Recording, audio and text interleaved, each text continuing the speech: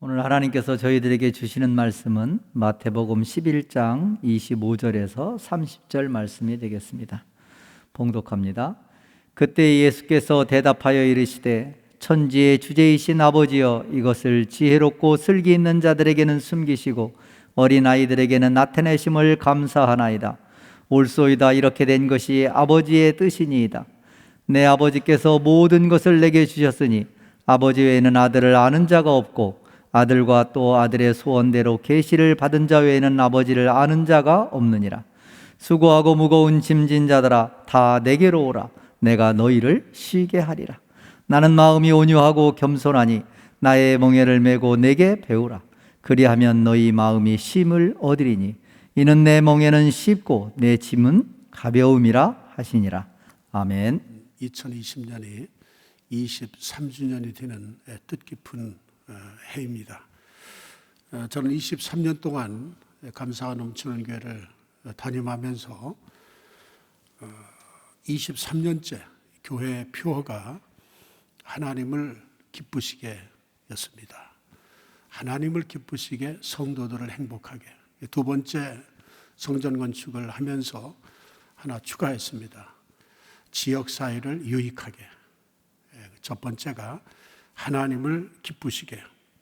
오늘 2020년 마지막 송년주일을 보내면서 자신을 한번 돌아보고 앞으로 더욱더 하나님을 기쁘시게 하는 내에 좀 여러분들의 신앙의 초점을 맞추시고 또 인생의 목표를 좀 그렇게 설정하셔서 우리의 인생의 목적이 오로지 하나님을 기쁘시게 하는데 좀 여러분들 힘써주기를 간절히 소원합니다.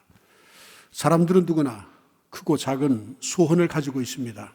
그리고 사람들은 그 소원이 이루어지기를 원하는 그런 마음을 누구나 가지고 있죠.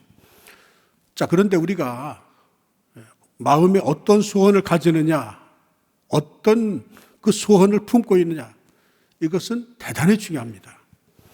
어떤 소원을 가지고 있느냐를 통해서 그 사람의 삶의 현실과 또 방향성을 알 수 있고 그 사람의 미래를 내다볼 수가 있습니다. 그러므로 우리가 평소에 갖고 있는 소원과 생각이 참으로 정말 중요합니다. 우리는 좋은 소원을 가져야 합니다. 그리고 좋은 소원을 많이 가져야 됩니다. 좋은 생각, 좋은 소원 정말 중요합니다. 우리는 좋은 소원을 또 많이 갖고 되도록 기왕이면 큰 소원을 가져야 합니다. 여기서 중요한 것은 하나님이 기뻐하시는 소원을 가져야 합니다. 내가 기뻐하는 소원보다도 하나님께서 기뻐하시는 소원 말입니다. 하나님이 기뻐하시는 소원, 하나님이 보시고 기뻐하실 수 있는 소원을 가져야 합니다. 왜냐하면 이것이 큰 복이 때문입니다. 여러분들이 내가 가지고 있는 이 소원이 과연 하나님이 기뻐하시는 소원일까에 따라서 여러분들은 큰 복을 받을 수 있게 되는 것입니다. 빌립보서 2장 13절에 보면은 너희 안에서 행하시는 이는 하나님이시니 자기의 기쁘신 뜻을 위하여 너희에게 소원을 두고 행하게 하시나니. 저는 이 말씀을 굉장히 좋아합니다. 하나님께서 우리에게 소원을 두고라는 말은 소원을 주신다는 겁니다. 하나님께서 우리에게 비전도 주십니다. 놀라운 사실은 우리에게 소원을 주시는 주께서 그 주신 소원도 주님이 이루어 가신다는 것입니다. 우리의 소원이 하나님의 기쁘신 뜻을 이루어 드린 데에 초점이 맞추어져 있다면 이것은 정말 수심하는 일입니다. 왜냐하면 100% 그대로 이루어지기 때문입니다. 하나님의 기쁘신 뜻은 반드시 이루어집니다. 하나님께서는 하나님 마음에 합한 사람, 또 하나님께로 복 주실 사람, 그리고 하나님이 크게 들어쓰실 사람, 그 인생을 통해서 영광 받으시려는 계획을 갖고 계신 사람에게는 먼저 소원을 주십니다. 그리고 소원을 품게 하십니다. 그리고 그 소원을 이루어 가십니다. 오늘 성경 보십시오. 요셉에게도 소원을 주셨죠. 끝까지 소원을 주님이 이루어 가십니다. 그리고 요셉으로 하여금 어떤 억울한 일 당하고 누명을 쓰고 감옥에 가고 정말 옥살이를 하면서도 그는 그 소원을 가졌습니다. 기필코 그 소원이 이루어졌습니다. 그렇습니다. 하나님은 소원을 주시고 그리고 그 주신 소원을 하나님이 이루어 가신다는 것입니다. 하나님께서 다윗을 가르쳐 사도행전 13장 22절의 말씀을 보니까 내가 이새의 아들 다윗을 만나니 내 마음에 합한 사람이라. 내가 내 마음에 합한 다윗을 통해서 내 뜻을 이루리라 이렇게 말씀하십니다.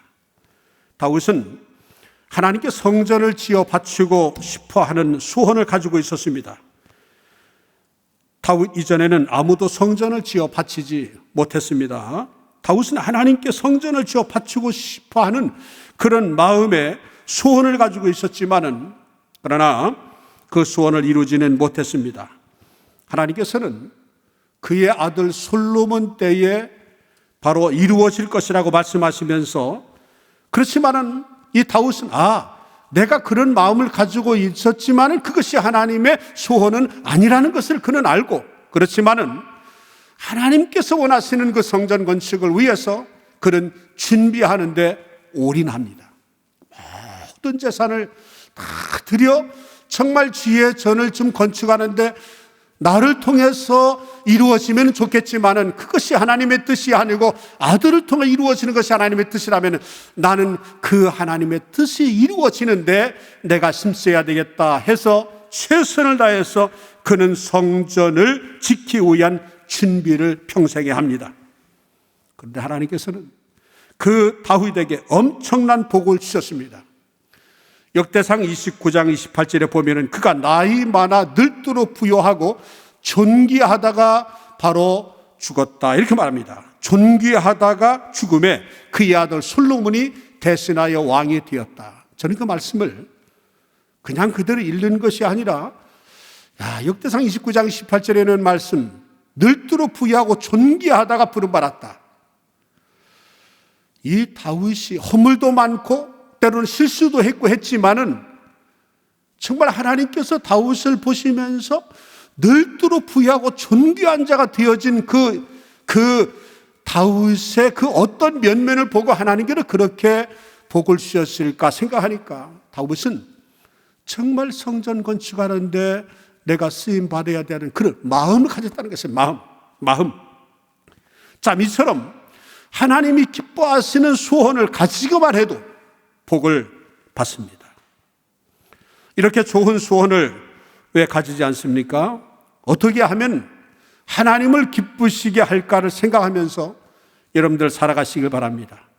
하나님이 기뻐하는 소원을 가지십시오. 무슨 생각을 하든지 좋습니다. 무슨 일을 하든지 여러분들의 하는 일은 자유입니다. 그러나 내가 하는 생각, 내가 하고 싶어하는 그 일이 과연 하나님이 기뻐하시는 일일까? 여기에 초점을 맞추어야 합니다. 에베소서 5장 10절의 말씀이니까 주를 기쁘시게 할 것이 무엇인가 시험하여 보라. 느헤미야 8장 10절에 보면은 여호와를 기뻐하는 것이 힘이라. 시편 37장 4절의 말씀이니까 여호와를 기뻐하라. 저가 너의 모든 소원을 이루어 주리라. 하나님을 기뻐하시는 거예요. 하나님이 기뻐하시는 일을 행하는 자에게 하나님께서 보장해 주시는 그런 말씀을 성경에 말씀하고 계십니다. 예수님도 소원을 가지셨습니다. 마태복음 11장 21절에 보면은 내 아버지께서 모든 것을 내게 주셨으니 아버지 외에는 아들을 아는 자가 없고 아들과 또 아들의 소원대로 계시를 받은 자 외에는 아버지를 아는 자가 없느니라. 예수님께서는 아들의 소원대로라고 하는 표현을 사용하셨습니다. 여기서 아들은 예수님 자신을 가리킵니다. 예수님은 모든 사람들이 하나님 아버지를 알게 되기를 원했어요. 모든 사람들이 아버지를 알기를 원하는 그 마음을 예수님은 가지고 계셨습니다. 예수님 마음에는 이런 소원이 있었다는 것입니다. 모든 사람들이 계시를 받아서 하나님 아버지를 알게 되기를 원하는 마음인 것입니다. 마태복음 16장에 보면은 예수님께서 한 번은 제자들에게 이렇게 물으셨습니다. 아마 예수님이 굉장히 궁금하셨을 거예요. 두루 다니면서 복음을 전하시는 예수님께서 과연 사람들이 나를 누구라고 할까? 그래 제자들에게 이렇게 물었습니다. 사람들이 나를 누구라 하더냐? 선지자 중에 하나요? 뭐 세례 요한이요? 뭐 이런 여러 훌륭한 사람들을 일컬으면서 말을 할 때 예수님은 영 그들의 대답이 신통치 않았습니다. 그때 너희는 나를 누구라 하느냐? 라고 말할 때 성미가 급한 베드로가 이렇게 대답합니다. 주는 살아계신 하나님의 아들이요. 주는 살아계신 하나님의 아들이시다. 주는 그리스도 메시아이고 하나님의 아들이시니이다. 자, 이 베드로의 대답을 들으신 예수님께서는 너무나 기쁘셨어요. 바요나 시몬아, 내가 복이 있도다. 그리고 하시는 말씀이 이를 내게 알게 하니는 혈육이 아니요 하늘에 계신 내 아버지시니라. 예수님이 누구신지 베드로가 어떻게 똑바로 알 수 있겠습니까? 베드로가 어떻게 예수님을 알 수 있어요? 모릅니다. 그런데 어떻게 해서 예수님이 주는 그리스도라 하나님의 아들이라고 말할 수 있어요? 그것은 베드로가 말을 했지만은 그러나 베드로에게 하나님이 계시를 주셔서 알게 해주셔서 베드로가 그런 고백을 하게 된 것입니다. 하나님 아버지께서 베드로에게 계시해 주셨기 때문에 알게 되어진 것이죠. 예수님은 모든 사람이 이렇게 베드로처럼 계시를 받아서 하나님이 누군지를 알게 되기를 원하신다는 것입니다. 오늘 예배에 영상 예배에 참여하는 여러분들도 하나님께서 계시를 주셔서 하나님 아버지를 알게 하고 예수님을 그리스도라 고백하고 하나님의 아들이심을 믿게 하는 것이 예수님의 소원이라는 것입니다. 그러나 그것은 우리가 소원을 가진다고 되는 것이 아니에요. 하나님께는 계시를 주셔야 돼요. 하나님이 깨우쳐 알게 해주세요. 여러분, 우리가 예수를 믿고 구원받아 하나님의 자녀가 되는 것이 왜 복인 줄 아십니까? 예수를 믿은 것이 왜 복입니까? 이것은 하나님이 계시를 주셔서 우리로 하여금 예수님을 구주와 주님으로 영접하게 하셨다는 말입니다. 성령이 역사하지 아니하면 누구든지 예수를 주라고 고백할 수가 없는 것입니다. 하나님이 이끌지 않으면 아무라도 내게로 올 자가 없다고 했어요. 여러분, 찬송가 보면은 그 310장, 지금은 이제 310장인데 이전 찬송가는 410장이죠. 그 찬송가 보면은 아 하나님의 은혜로 라고 하는 그런 찬송이 있습니다. 거기에 4절 10기에 보면 가사에 이런 가사가 있습니다. 왜 내게 성령 주셔서 내 마음을 감동해 주 예수 믿게 하는지 난 알 수 없도다. 그렇습니다. 우리의 이성으로, 우리의 지식으로, 우리의 감성으로 우리가 예수를 구주와 주로 영접한 것이 아니라 성령이 역사하셔서 내 마음을 감동해서 예수님을 구주와 주로 영접해 하나님의 자녀가 됐기 때문에 예수를 믿음도 하나님의 자녀가 됨도 전적인 하나님의 은혜인 것입니다. 이렇게 하나님은 한 사람도 빠짐없이 모든 사람이 구원받고 진리를 아는 데 이르기를 원하신다는 것입니다. 디모데전서 2장 4절의 말씀에 보면은 우리 같이 읽을까요? 하나님은 모든 사람이 구원을 받으며 진리를 아는 데 이르기를 원하시느니라. 이게 모든 사람이라고 기록하고 있습니다. 그런데도 안타깝게도 이 세상에는 두 부류가 있습니다. 계시를 받은 사람과 계시를 받지 못한 사람입니다. 마태복음 11장 25절의 말씀에 보면은 천지의 주제이신 아버지여 이것을 지혜롭고 슬기 있는 자들에게 숨기시고 어린 아이들에게는 나타내심을 감사하니라. 여러분, 이 말씀을 여러분들 많이 읽으셨죠? 자, 예수님께서는 어린 아이들이 계시를 받고 지혜롭고 슬기 있는 자들은 계시를 받지 못한다고 말씀했습니다. 여기서 어린 아이는 즉 나이가 어린 아이들을 말하는 것이 아니라 겸손하고 마음이 단순하여 배우기를 원하는 사모하는 마음을 가진 그런 사람들을 가리킵니다. 그리고 지혜롭고 슬기 있는 자는 이 세상에서 자신이 가장 똑똑하고 지혜롭고 잘났다고 생각하는 교만한 사람을 말하고 있는 것입니다. 여러분, 사람이 안다고 해도 얼마나 알겠습니까? 참 사람은요, 멀리 있는 사물도 못 봅니다. 가까이 있는 눈썹도 보이지 않습니다. 사람은 1분 후에 일어난 일도 알 수가 없습니다. 사람이 할 수 있다고 해도 얼마나 할 수 있겠습니까? 할 수 없는 것이 더 많습니다. 그럼 우리는 겸손해야 됩니다. 고린도서 1장 25절에 보면은 하나님의 어리석음이 사람보다 지혜롭고 하나님의 약하심이 사람보다 강하다 이렇게 말합니다. 그런데 사람들은 다른 사람과 비교해서 자기가 더 지혜롭다고 하고 자기가 더 슬기롭다고 하는 사람들 많습니다. 그러니까 예수를 믿지 않아요. 심지어 하나님보다 잘났다고 예수를 믿지 않고 내 수목을 믿으라고 그렇게 교만한 사람들이 얼마나 많은지 모릅니다. 그렇기 때문에 예수를 믿지 않습니다. 미안하지만 그런 사람에게 하나님께서 그런 사람에게는 계시를 숨기십니다. 그러나 사람의 눈으로 보기에는 아직 철들지 않은 것 같고 좀 실수가 많고 부족하여 어린 아이와 같은 그런 사람들에게는 하나님이 계시를 보여준다는 것입니다. 그래서 이런 말씀을 받을 때는 겸손하게 어린 아이와 같이 나는 아무것도 모릅니다. 모든 성경이 하나님의 감동으로 쓰여져 있기 때문에 하나님의 성령의 감동을 받아 기록된 말씀이기 때문에 내 마음을 감동하셔서 내 마음을 열어주시고 내 영안을 열어주셔서 이 말씀을 받고 깨닫기를 원합니다. 이런 사모하는 마음을 가지고 말씀을 대할 때 진리의 성령께서 깨우쳐 주시고 이 말씀을 읽을 때 은혜가 되고 막 감동이 되고 감사가 넘치고 눈물이 나고 벅찬 감격 속에 정말 주님을 만나게 되는 것입니다. 이것이 하나님의 뜻입니다. 그래서 고린도전서 1장 26절 29절의 말씀에 보면은 우리 같이 읽겠습니다. 형제들아 너희를 부르심을 보라. 육체를 따라 지혜로운 자가 많지 아니하며 능한 자가 많지 아니하며 문벌 좋은 자가 많지 아니하도다.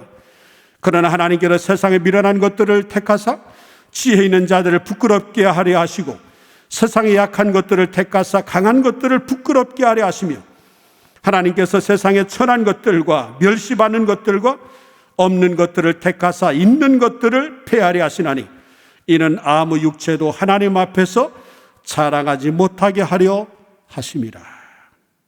그런데 이것이 하나님의 뜻이라는 것입니다. 우리는 전적으로 하나님의 은혜를 받은 자입니다. 예수를 믿게 됨도 내가 구원받아 하나님의 자녀가 됨도 날마다 깨달아 주님 앞에 나아가는 것도 그래서 사도 바울은 나의 나된 것은 하나님의 은혜다. 우리 열심히 수고하여도 수고하게 하신 하나님의 은혜인 것입니다. 무엇을 해서 무슨 수입을 얻어도 신명기 8장 18절의 말씀 우리가 재물 얻을 능을 하나님이 주셨다. 그렇습니다. 내가 다른 사람보다 더 많이 수고했지만 이것 또한 하나님의 은혜였다고 사도 바울은 고린도서 15장 10절에 말씀해 주고 있는 것입니다. 은혜하는 것은 아무것도 없습니다. 그러므로 자신이 잘나서 잘 사는 것이라 생각하면 안 됩니다. 착각입니다. 우리가 똑똑해서 살아있는 것이 아닙니다. 우리가 지혜로워서 살아있는 것이 결코 아닙니다. 오로지 하나님의 은혜로 사는 것입니다. 자신을 지혜롭다고 생각하고 슬기롭다고 생각하고 똑똑하다고 생각하는 생각을 버리지 않는 한 그 사람은 영적으로 어두워져서 그 사람의 결코 믿음이 생기지 않습니다. 그래서 하나님을 알 수가 없습니다. 하나님에 대한 신비한 비밀을 결코 알 수가 없습니다. 그럼 우리는 첫째도 둘째도 셋째도 겸손해야 합니다. 하나님께서 세상에 잘난 사람을 택하시지 않으셨습니다.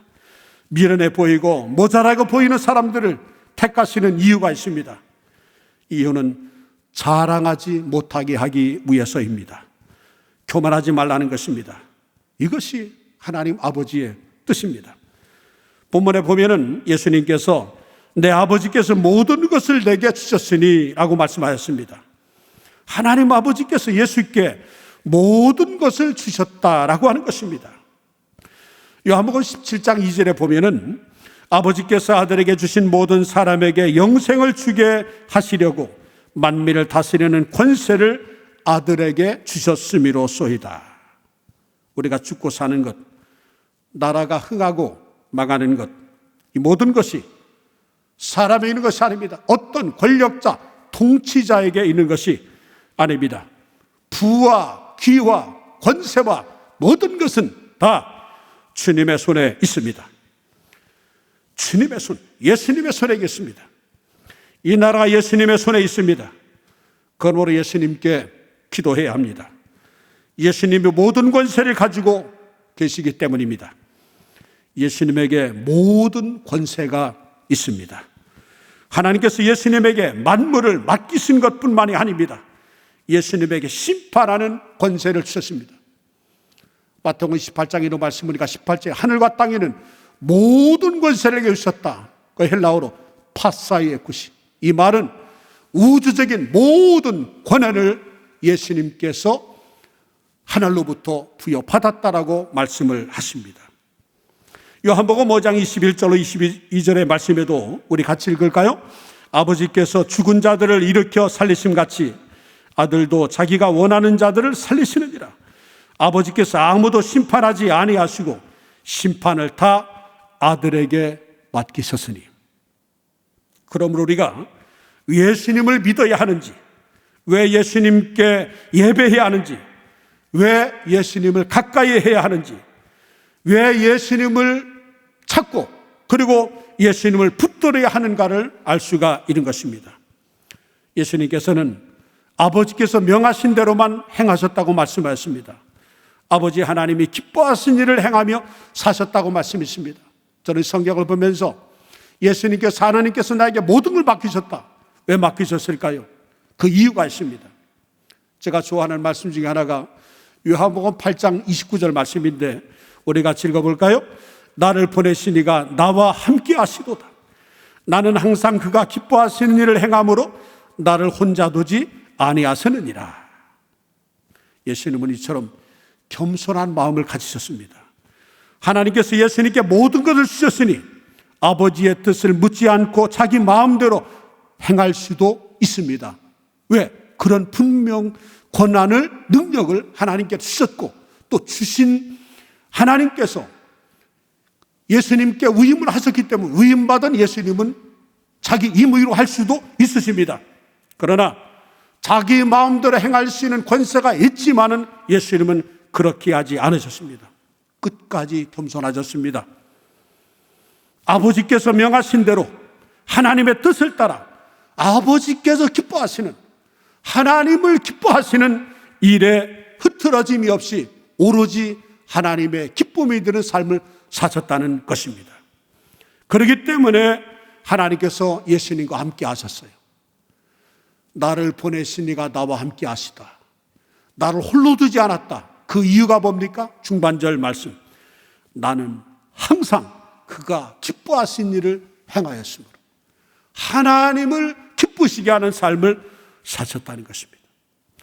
요한복음 14장 31절에도 보면은 오직 내가 아버지를 사랑하는 것과 아버지께서 명하신 대로 행하는 것을 세상에 알게 하려 함이로다. 일어나라 여기를 떠나자 하십니다. 하나님이 가장 기뻐하시는 일은 무엇입니까? 하나님께서 창세전에 택하신 백성들을 한 사람도 잃어버리지 아니하고 100% 완전하게 구원받게 하는 것입니다. 그러므로 저와 여러분은 열심히 전도해야 됩니다. 코로나19의 기간 동안에 거리두기를 한다 할지라도 지혜롭게 휴대폰을 통해서 어떤 영상 메시지를 통해서 얼마든지 복음 전도를 해야 하는 것입니다. 영혼 구원은 코로나와 상관이 없습니다. 어떤 사회적 거리두기와도 상관이 없습니다. 이것은 하나님의 뜻입니다. 열심히 전도해서 한 사람 한 사람을 구원받게 하는 일에 힘을 써야 합니다. 그러면 하나님이 기뻐하시는 일에 우리는 동참하게 되어지는 것입니다. 요한복음 6장 38절로 39절의 말씀 보십시오. 우리 같이 읽어볼까요? 내가 하늘에서 내려온 것은 내 뜻을 행하려 함이 아니요 나를 보내신 이의 뜻을 행하려 함이니라. 나를 보내신 이의 뜻은 내게 주신 자 중에 내가 하나도 잃어버리지 아니하고 마지막 날에 다시 살리는 이것이니라. 예수님은 겸손하게 아버지의 뜻을 따라 행하셨습니다. 하나님의 뜻이 무엇인지를 알았습니다. 그리고 그 뜻을 이루기 위해서 어떤 어려움과 고통과 고난과 멸시천대 십자가의 죽으심까지 처절하게 고통을 당하면서도 끝까지 하나님을 기쁘시게 하며 하나님의 뜻을 이루는데 그는 온 생명을 바쳤습니다. 그러므로 하나님 아버지께로 기뻐하시고, 그렇기 때문에 하나님께서 예수님을 늘 지켜주시고 늘 함께 하셨습니다. 이처럼 예수님은 온유하고 겸손한 분이셨습니다. 오늘 본문 28절에 보면은 예수께서 말씀하십니다. 수고하고 무거운 짐진 자들아 다 내게로 오라. 내가 너희를 쉬게 하리라. 내가 너희를 쉬게 하리라. 예수님께서는 마음의 짐, 죄의 짐, 슬픔의 짐, 고난의 짐, 그리고 질병의 짐, 근심과 죄책감과 모든 무거운 짐을 지고 있는 사람들에게 말씀합니다. 무거운 짐으로 인해 수고하고 고생하는 사람들을 향하여 누구나 주님께 나오라 주님께서 명령하십니다. 예수님께서 이런 사람들의 모든 짐을 벗겨주시기를 원하십니다. 그러므로 예수님께서는 이런 사람들이 예수님께 나오면 편히 쉬게 해주시겠다고 말씀하십니다. 누구든지 예수님께 나오면 살 길이 열립니다. 예수님께서는 주님께 나오는 사람들을 절대로 내쫓지 않으십니다. 요한복음 6장 37절의 말씀 보니까 아버지께서 내게 주신 자는 다 내게로 올 것이요 내게 오는 자는 내가 결코 내쫓지 아니하리라. 할렐루야. 천국의 열쇠는 주님께서 가지고 계십니다. 그러므로 누구든지 구원받으려면 예수님께 나와야 됩니다. 예수님을 믿고 예수님을 구주와 주님으로 영접하고 마음 중심에 예수님을 모셔야 하는 것입니다. 요한복음 14장 6절의 말씀으로 예수께서 이르시되 내가 곧 길이요 진리요 생명이니 나로 말미암지 않고는 아버지께로 올 자가 없느니라. 예수님만의 구원의 길이 되십니다. 예수님만의 생명이 되십니다. 그러므로 누구든지 예수님이 허락 없이는 천국문을 결코 통과할 수 없습니다. 오늘 마태복음 11장 29절에 보면 예수님께서는 나는 마음이 온유하고 겸손하니 나의 멍에를 메고 내게 배우라. 그리하면 너의 마음이 쉼을 얻으리라 라고 말씀하십니다. 예수님께서는 나는 마음이 온유하고 겸손하니라고 말씀하십니다. 여기서 온유함이라는 것은 훈련을 잘 받아서 말을 잘 듣는 개와 같은 모습을 가리키고 있습니다. 하나님께서는 모든 것을 예수님에게 주셨습니다. 그러나 예수님은 예수님 마음대로 예수님의 뜻대로 결코 행하지 않으셨습니다. 예수님은 언제나 겸손한 자세로 자기에게 모든 것을 위임해 주었지만은 그러나 위임해 주신 하나님의 뜻을 분별하며 하나님의 뜻대로 살려고 힘썼습니다. 그리고 그 아버지의 뜻을 이루려고 몸을 쳤습니다. 예수님도 인간이기 때문에 정말 자기의 뜻과 하나님의 뜻이 상충될 때 고민도 했어요. 십자가를 앞에 놓고 이 죽음의 잔을 앞에 놓고 할 수만 있으면 이 잔을 지나가게 하옵소서. 그러나 그것이 예수님의 생각이었어요. 예수님의 뜻이었어요. 하나님의 뜻은 그것이 아니었어요. 인류를 위해서 오늘 예배에 참여하는 저와 여러분들의 죄를 십자가에서 다 이루시고 처절하게 죽는 것이 아버지의 뜻이었어요. 예수님은 자기 생각에 이 잔을 내게로 지나가게 하옵소서 고민하여 죽게 되었다고 할 정도로 끝까지 정말 자신과의 싸우면서 기도하시면서 마지막 결론의 기도가 뭡니까? 그러나 내 뜻대로 마시고 내 생각대로 마시고 아버지의 뜻대로 되길 원합니다. 하나님의 뜻. 여러분, 하나님의 뜻을 이루는데 내 뜻을 정말 관철시키려고 몸부림치고 싶은 그런 욕망, 이런 것을 거두고 하나님의 뜻을 조차 행하는 것이 쉽지 않습니다. 힘듭니다. 거기에는 헌신과 수고와 땀과 희생과 심지어는 목숨까지 바치는 일이 될 수도 있는 것입니다. 우리는 내 뜻을 관철시키는 삶이 아니라 하나님의 뜻, 하나님을 기쁘시게 하는데 우리가 힘쓰고 애를 써야 하는 것입니다. 예수님께서는 이렇게 의미심장한 말씀합니다. 오늘 30절의 말씀이니까 이는 내 멍에는 쉽고 내 짐은 가벼움이니라. 주님이 함께 해주시기 때문에 넉넉히 이겨낼 수 있다는 말입니다. 사도 바울은 주님이 걸어가신 길을 따라갔습니다. 세상의 것을 배설물처럼 여겼습니다. 그 전에 좋아 보였던 명예와 그 물질과 그 모든 것, 가치 있게 보였던 것, 예수님을 만나니 그리스도의 고생함으로 인하여서 좋던 그 모든 것을, 부귀영화를 다 배설물과 같이 여겼습니다. 오직 주님과 복음을 위해 살았습니다. 왜 그럴까요? 그것이 하나님이 기쁘시게 하는 일이고 하나님의 뜻이기 때문에 복음을 전파하며 살면서 얼마나 많은 고난을 당했는지 모릅니다. 헐벗고 굶주리고 배고프고 매맞고 감옥에 가고 얼마나 어려움을 경험했는지 모릅니다. 그러나 사도 바울의 마음은 하나님을 기쁘시게 하는데 맞춰져 있기 때문에 오직 하나님을 기쁘시게 하는데 인생의 초점을 설정을 했기 때문에 항상 기쁨이 넘치는 가운데 살면서도, 감옥에 있으면서도, 그 죽음 앞에서도 오히려 감옥에서 빌립보 교회 성도들에게 빌립보 4장 4절에 기뻐하라, 내가 다시 말하니 기뻐하라. 인간적으로 기뻐할 일이 없지만은, 기뻐할 수 없는 환경이지만은, 내가 복음 때문에 감옥에 갇혔고 하나님의 뜻을 이루기 위해서 몸부림치면서 당하는 모든 핍박과 헐벗음과 죄림과 옥에 갇힘과 모든 것이 오히려 기쁨이었다는 것입니다. 기뻐하면서 살았습니다. 여러분, 여기서 기뻐하라는 것은 세상에 주지 못하는 기쁨을 말합니다. 세상이 주는 기쁨으로는 만족할 수 없습니다.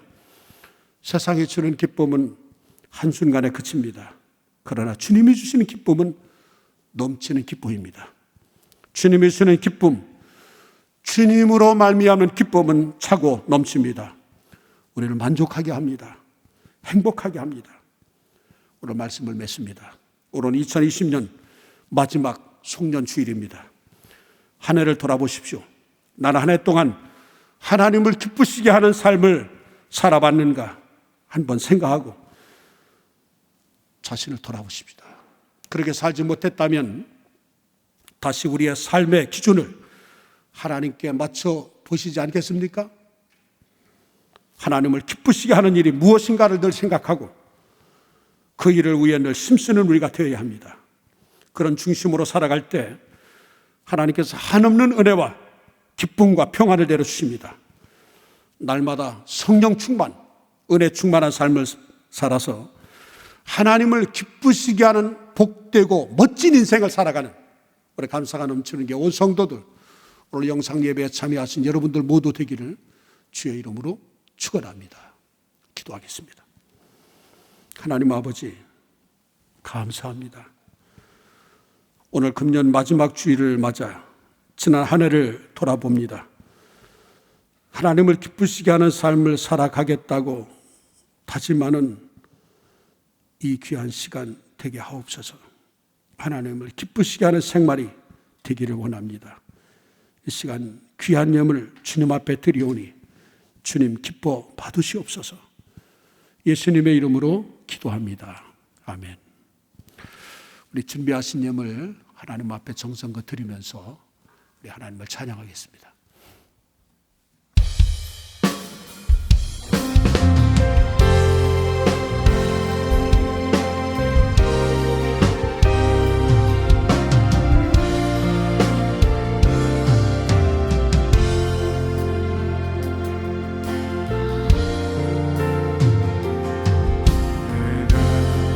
주의 영광을 보내 우리 가운데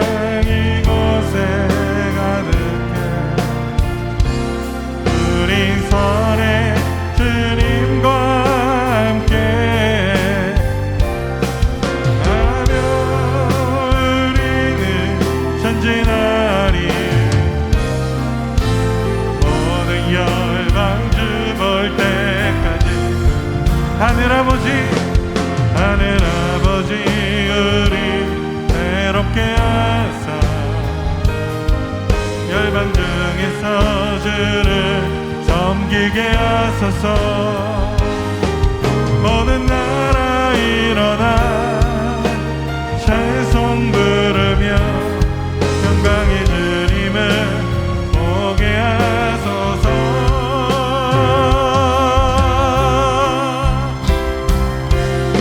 주의 영광 이곳에 가득해 우리 선에 주님과 함께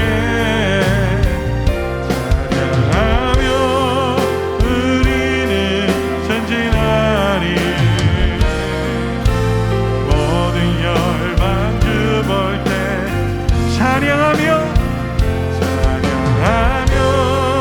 우리는 전진하리. 모든 열방 주 볼 때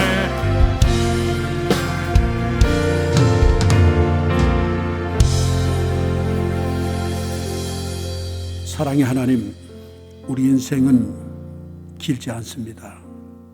우리에게 있어서 가장 중요한 목표는 하나님을 기쁘시게 하는 삶을 사는 것입니다. 그러기 위해서는 하나님이 기뻐하는 사람이 되기를 원합니다. 예수님을 닮은 사람이 되기를 소원합니다. 하나님이 기뻐하시는 일들을 하기를 원합니다. 예배와 섬김과 복음 전도를 통해서 내 직장에서, 내 가정에서, 내 학교에서, 어디서든지 무엇을 하든지 하나님을 기쁘시게 하는 우리의 삶이 되게 하옵소서. 오늘도 각자의 자리에서 하나님 앞에 마음을 다해 예배하며 정성껏 준비한 귀한 예물 주님 앞에 드렸습니다. 성도들의 믿음의 고백과 헌신을 주님 기쁘게 받아주시고 하나님의 기뻐하시는 일에 주님 사용하여 주옵소서.